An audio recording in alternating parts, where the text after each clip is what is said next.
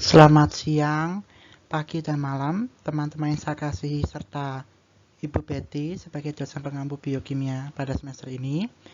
Perkenalkan, kami dari kelompok biosintesis untuk asam amino. Hari ini kami akan mempresentasikan dan menjelaskan apa itu asam amino beserta biosintesis yang terjadi pada asam amino.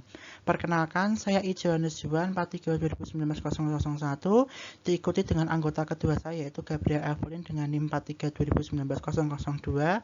Lalu anggota ketiga saya yang bernama Rusvita Pradiwa dengan NIM 43 2019 004 dan Franciscus dengan NIM 41 2019 505. Apa itu asam amino? Asam amino merupakan unit penyusun sebuah protein.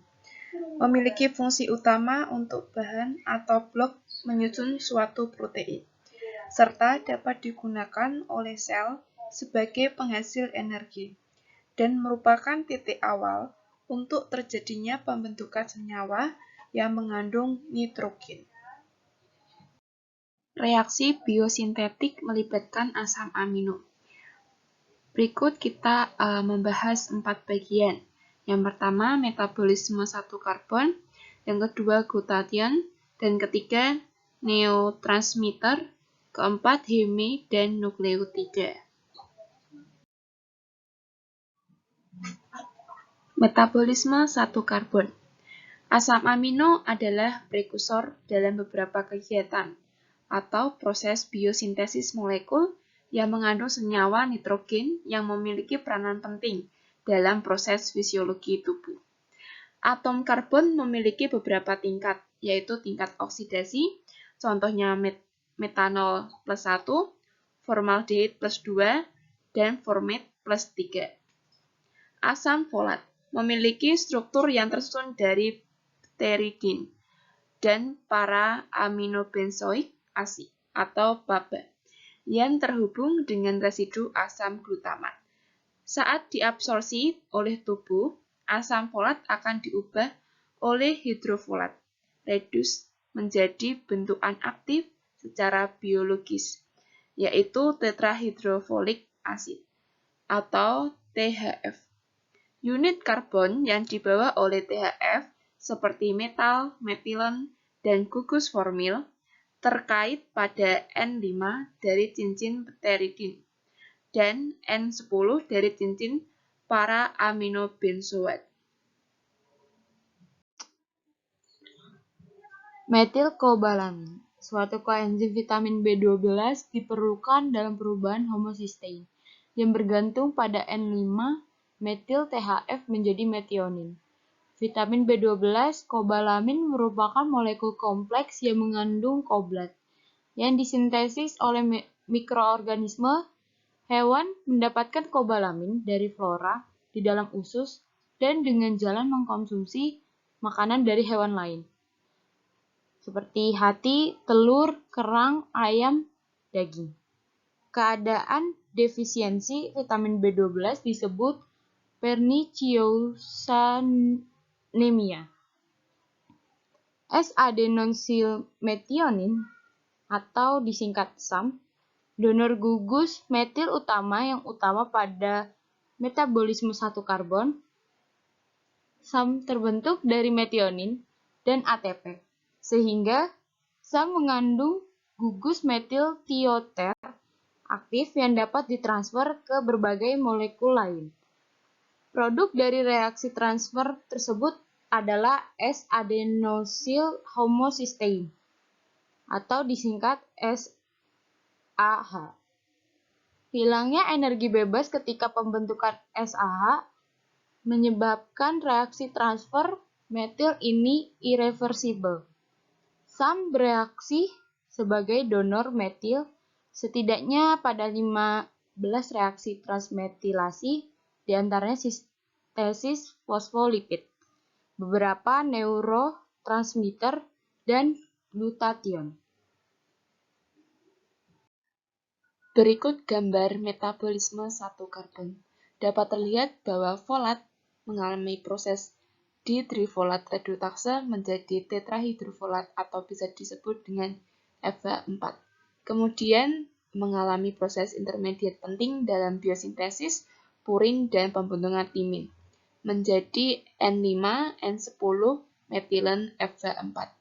Kemudian ada juga senin hidroksimetil transferase atau PLPP-DIP menjadi proses penting dalam biosintesis heme, porifirin, dan purin yang menghasilkan glisin.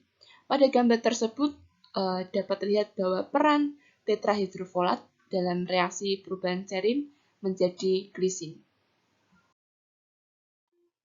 Glutathione merupakan molekul yang mengandung atom nitrogen dan glutathione merupakan intraseluler yang paling umum tersedia dalam tubuh. Konsentrasinya di dalam sel mamalia bervariasi.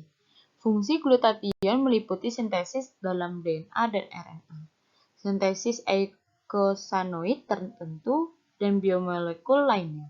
Pada kebanyakan GSH bereaksi sebagai agen reduktor.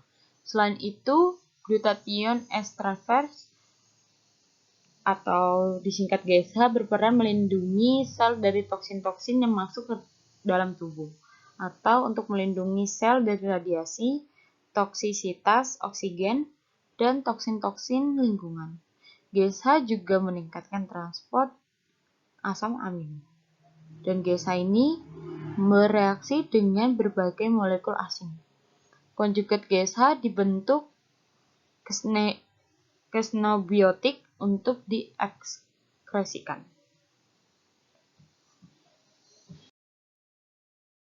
Baik, yang berikutnya adalah neurotransmitter. Neurotransmitter merupakan molekul kimia pembawa pesan antar sel syaraf. Ada bagian yang disebut dengan gamma amonia butyric acid atau GABA atau GABA, merupakan suatu penghambat neurotransmitter yang ada di otak, yang merupakan organ dari sistem syaraf pusat. Nah, GBA terbentuk dari asam amino glutamat yang mengalami dekarboksilase dan dikatalis oleh enzim dekarboksilasasi. Nah, senyawa seperti benzodiazepin dapat meningkatkan efek GABA atau GABA sehingga sangat bermanfaat dalam pengobatan penyakit epilepsi. Lalu neurotransmitter dengan struktur cincin katenol seperti dopamin, epinefrin, neuroepinefrin yang merupakan senyawa turunan dari asam amino tirosin. Jadi senyawa-senyawa ini biasanya digunakan sebagai obat anti sakit atau painkiller. Baik, di sini saya akan melanjutkan penjelasan tentang terbentuknya dari asam gamma aminobutyrat atau GABA tadi. Jadi di sini adanya senyawa glutamat akan dipecah atau dikatalis oleh enzim glutamat dekarboksilase yang dimana nanti akan membentuk asam gamma aminobutyrat itu tadi serta menghasilkan produk samping yang berupa senyawa karbon dioksida seperti itu. Heme merupakan gugus prostetik dan hemoglobin, mioglobin, dan sitokroms. Cincin heme diawali dari reaksi antara glisin dan suksenil CoA untuk membentuk delta amino levulinat atau disingkat dengan ALA. Pada proses reaksi kondensasi, glisin dan suksenil CoA tersebut dikatalisis oleh enzim delta amino levulinat sintase atau disingkat dengan ALA sintase yang memerlukan pyridoxal fosfat sebagai koenzim. Dua molekul ALA akan mengalami dehidrasi menjadi senyawa porfobilinogen.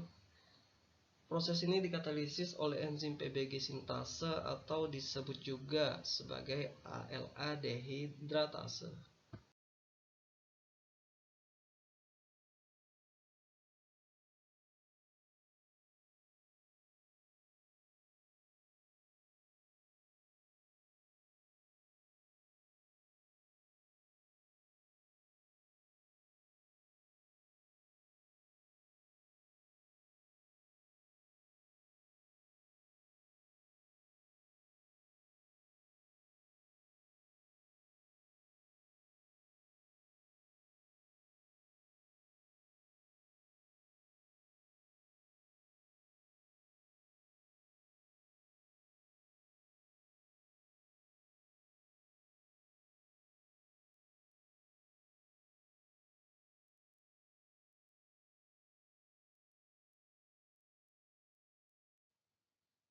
Porfobilinogen atau disingkat dengan PBG termasuk cincin pirol yang merupakan intermediat dalam pembentukan cincin porfirin.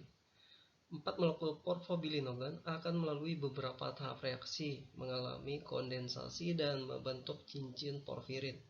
Kemudian akan terjadi proses eliminasi gugus amina yang dikatalisis oleh enzim porfobilinogen deaminase dan membentuk senyawa uroporfirinogen. Reaksi tersebut terjadi di dalam stosol. Kemudian uroporfirinogen akan melalui 3 step reaksi dan diubah menjadi protoporfirin yang dikatalisis oleh 3 enzim, yaitu uroporfirinogen dekarboksilase, coproporfirinogen oksidase, dan protoporfirinogen oksidase. Selanjutnya terjadi penambahan Fe pada protoporfirin oleh enzim ferrohelatase dan menghasilkan HEM. Proses ini terjadi pada mitokondria.